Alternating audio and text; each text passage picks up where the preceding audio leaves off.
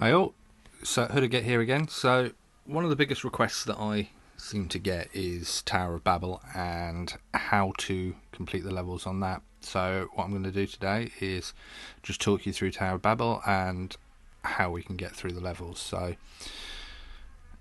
start off by going in, I'll start at a low level here, but the principles are exactly the same no matter really what stage you are within Tower of Babel. So going into the first one, you'll notice they rotate every 10 levels. So this one, we can see it's immune from Earth heroes.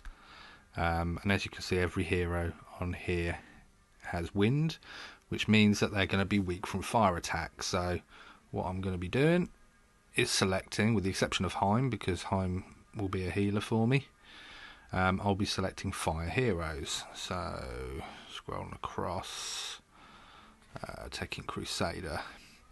So there's two key facts that you'll need to worry about when it comes to Tower of Babel. The first thing is your heroes don't heal at the end of each fight. So it's important that you keep your HP up as high as possible as you're working through the levels.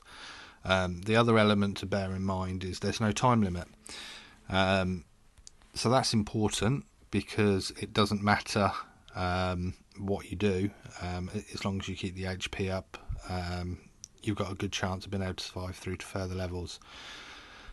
So level 12 is water, so against water we want to take in grass heroes. Again, I'm going to take in Heim for healing, switch through to Odin,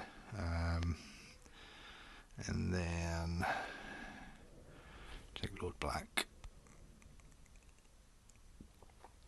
And just working through, I think most of these levels are, against these bosses, are relatively simple. So as you're working through, this one can take a little bit of a time. That behemoth takes forever. There we go. Okay. Take attack. The buffs, generally I'll do one defense, one attack, one health, and probably another defense as my buffs. I haven't really noticed a massive difference by going all attack or all defense. I guess against the large bosses, the defense and the HP can come in handy over the attack, based on the fact, like I said, there is no time limit. But other than that, that's all good. I want to make sure these are fully healed, so let's take Trip as well. I love Trip as a healer, mainly because it does quite a lot of damage as well, so it can almost act as a second DPS, and the heal's quite strong that it's got. And of course it's got fear as well as a crowd control, which does help massively. Okay, take that one. And as you can see, it's pretty straightforward stuff. And as you're working through,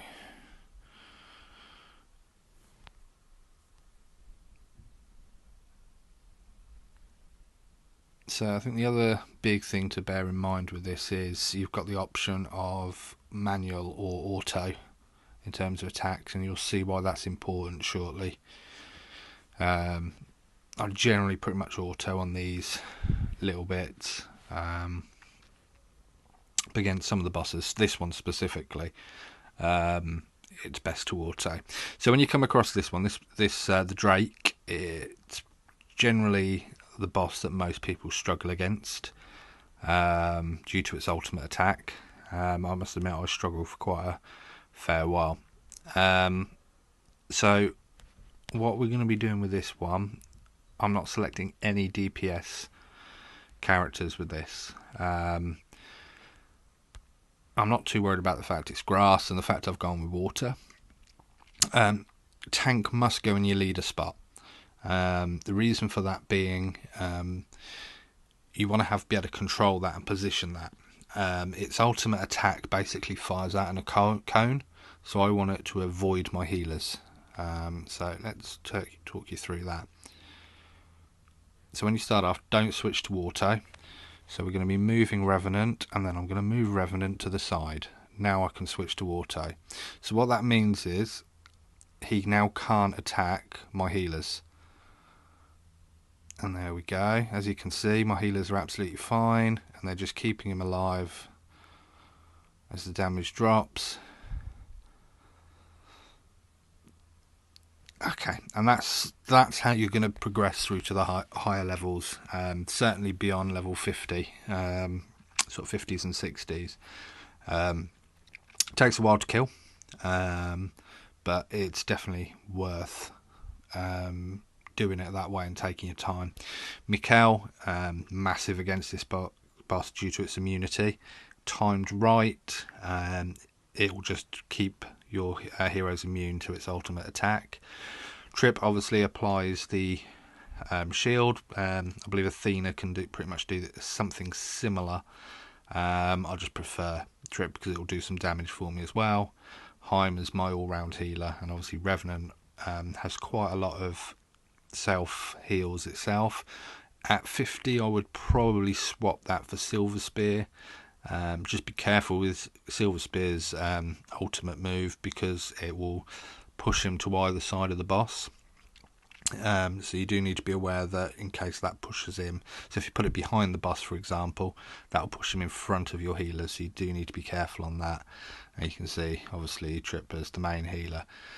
Now none of these characters are really geared up, to be truthful. Heim is, I think, but the rest don't have equipment on really or anything at the moment. So what I would suggest you do as it gets a little bit further along is to add extra elements onto that. So again, so we've now come on to the second stage, which is, instead of being weak against an elemental type, these are now weak against a specific hero type. So in this case, Lords of War. So what we're going to do with that, we're going to select non-Lords of War character. Heim, again, brilliant in this one, because obviously it doesn't come into the category as being from other, so it doesn't have a damage reduction. I generally find, if anyone, this one is probably the hardest of the lot for this type. With Silver Spear, quite annoying with his attack, and obviously Lord Black with his stun. Okay. So again, we'll take defense there. And Western Myth. So I can pretty much go with the same line.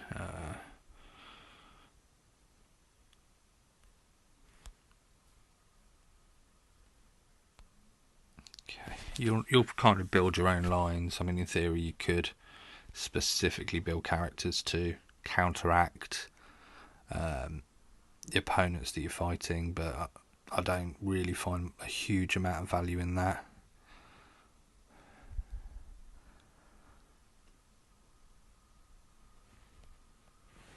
So just working through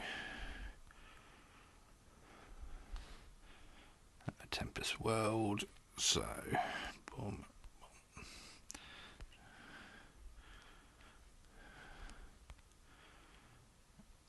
Now what you can do when you get into the boss fights is save the ultimates up.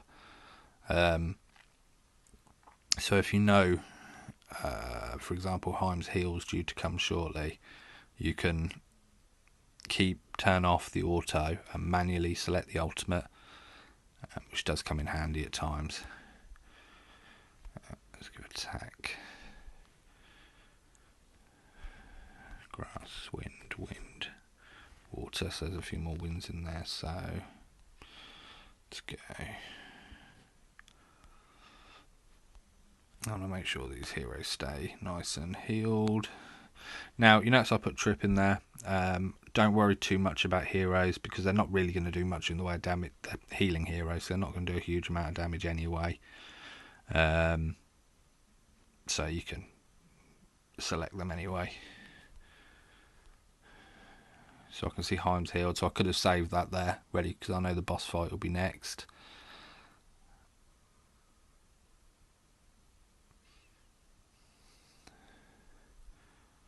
Yeah, watch that one with the res.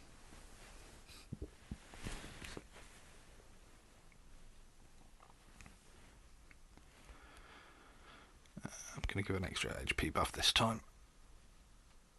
Okay, so we come on to our next boss. This one's obviously a fire. So if you can go with all water, great. That will give you a bit of a boost, but it's not massive. And again, whether the of Drake, I'm going with 3 healers. I'm only going with 2 as this one because I need a little bit more DPS. Water tank, again, Revenant with its self heals. Luna will take a bit of a pounding because she hasn't got any heals. So you could take someone like Black Feather, for example, if it's quite strong, because he's got strong self heals just to keep yourself up. But obviously the level's quite low on this one, so it's not major. So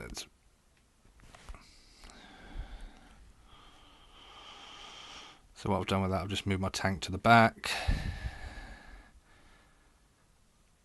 Now you won't probably notice the difference so much on this, but you do when it gets to a further up the line.